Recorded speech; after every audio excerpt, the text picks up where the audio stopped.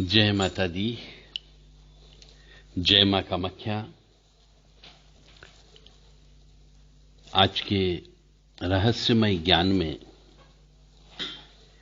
मेष लग्न के बारे में चर्चा करेंगे। जिस भी मनुष्य का मेष लग्न की पत्रिका हो, मेष लग्न में जन्म हुआ हो, उस पत्रिका के बारे में चर्चा होगी। ऐसा कहा जाता है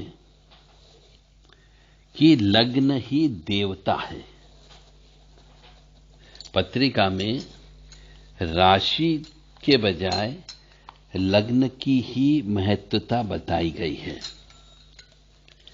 तो लग्न ही देवता है, लग्न ही समर्थ स्वामी है, लग्न ही परम ज्योति है और लग्न से बड़ा दीपक संसार में कोई नहीं है। क्योंकि गुरु रूप ज्योतिष के ऋषियों का यही आदेश है। इसलिए मनुष्य को अपने लग्न के बारे में ज्ञात होना चाहिए और लग्न के जो भी देवता हैं, बस उनकी ही पूजन अर्चन कर ले तो उसका जीवन अच्छे से गुजर सकता है। यहां तक कि गर्ग ऋषि, नारद ऋषि, कश्यप ऋषि, इनने भी लग्न बल की ही प्रशंसा की है। और एक ग्रंथ है भुवन दीपक। इस ग्रंथ में भी बोला गया है कि सभी कार्यों में चंद्रमा जो है बीज के समान है और लग्न पुष्प के समान है और नवमांश फल के तुल्य और द्वादश भाव जो है स्वाद के समान होता है। बहुत गहराई बात ज्योतिष शास्त्र में लिखी गई है कि सभी कार्यों में चंद्रमा को देखना चाहिए। वो बीज के समान है। यदि बीज ही खराब होगा, चंद्रमा में बल नहीं होगा, तो वो कार्य आपका सफल नहीं हो सकता है। इसलिए सभी कार्यों में चंद्रमा को बलवान होने पर ही कार्य करना चाहिए। तब जाकर के लग्न जो है पुष्प के समान होता, फूल अच्छा आता है और नवमांश में फल दिखाई देता है और हर मनुष्य का जो द्वादश भाव होता है वह स्वाद बताता है, जीवन का स्वाद बताता है। यह लग्न के बारे में बोला गया है।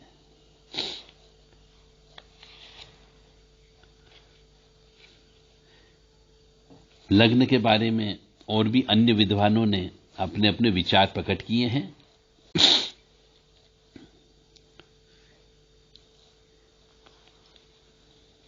यानी ऐसा कहा गया है कि जिस कार्य का आरंभ हम निर्बल लग्न में करते हैं तो वह कार्य सफल नहीं होता है।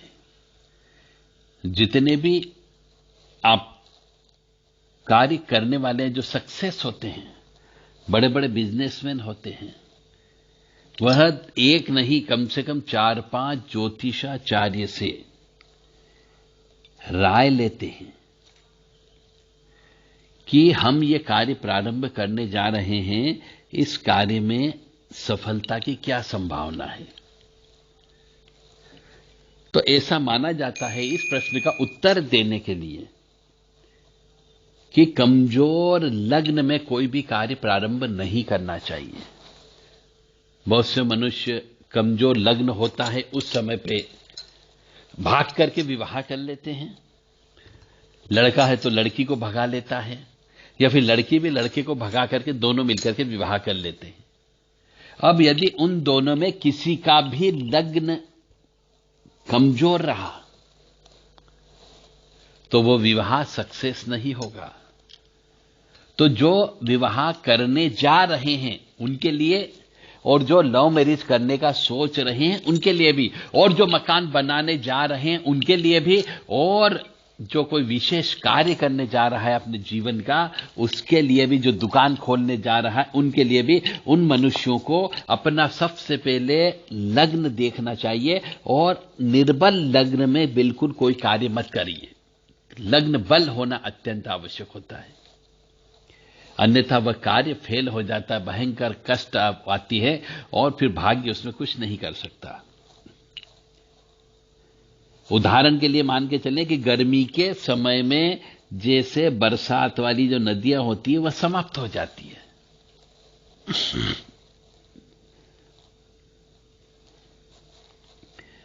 इस प्रकार जन्म लग्न से शुभ व अशुभ फल की प्राप्ति होती है। लग्न के बली होने पर लड़के की उत्पत्ति होती है और कार्य की सिद्धि भी होती है। अतः सभी कामों में बली लग्न का ही विचार करके आदेश देना चाहिए। तो जब भी कोई भी व्यक्ति कोई भी विशेष कार्य करता हो, जो अधिकांशतः बहुत से कार्य ऐसे होते हैं जो जीवन में एक बार ही होते हैं, विवाह होता है, मकान बनाते हैं, दुकान बनाते हैं, व्यवसाय प्रारंभ करते हैं, फैक्ट्री का उद्घाटन करते हैं, फैक्ट्री की नींव रखते हैं, इन सब में लग्न बल देखना चाहिए, तो ही वह सफल होता है, अन्यथा नहीं होता है।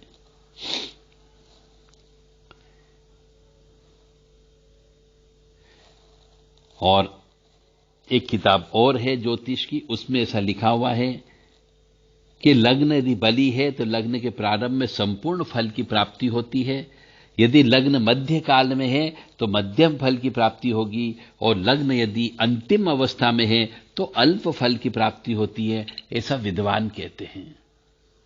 इसलिए हमेशा लग्न बल देख करके ही कार्य करना चाहिए। इवन ऑपरेशन भी आप करा रहे हो, चाहे वो कोई सा भी ऑपरेशन, छोटा से छोटा भी ऑपरेशन हो, बड़ा से बड़ा भी ऑपरेशन हो, तो उसमें भी लग्न बल अवश्य देख लिया जाए, उसके बाद ऑपरेशन कराना चाहिए। यदि आपने लग्न बल नहीं देखा तो भी समस्या होती है। तो लग्न ही सब कुछ है। अब जैसे उदाहरण के लिए लेके चलते हैं, जिसका मेष लग्न होता है वह क्रोध युक्त व्यक्ति होता है, महाक्रोधी होता है, और उसके अधिकांश समय आंखें लाल रहती है। यह मेष लग्न के बारे में बताया गया है। इसी प्रकार से उदाहरण लेकर के चलें तो कर्क लग्न वाला जैसे है, तो कर्क लग्न में मनुष्य चरित्रहीन होता है और उसे इस चरित्रहीनता की वजह से बीमारियां होती हैं। इसीलिए हमारे बड़े बड़े ऋषि मुनि जो बोल करके गए हैं कि मनुष्य को चरित्रवान रहना चाहिए, जिससे उसको बीमारियां नहीं लगती है।